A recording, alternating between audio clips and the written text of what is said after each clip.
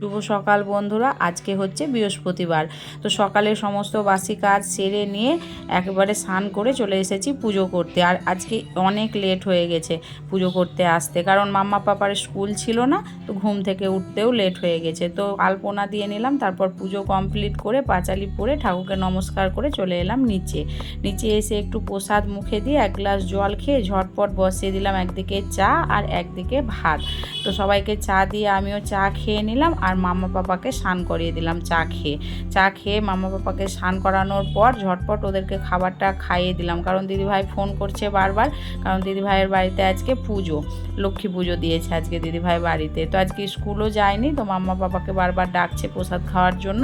তো মাম্মা পাপা দুজনেই গেল ঠাম্মার সাথে দিদিভাইয়ের বাড়িতে, আর আমি এদিকে ঘরগুলো পরিষ্কার করে ঝাঁট দিয়ে নিলাম আর বিছানাপত্র ঝেড়ে নিলাম। তারপর জামা কাপড়গুলো তুলে এনে ভাঁজ করে রাখলাম। আজকের মিনি ব্লগটা এই পর্যন্ত।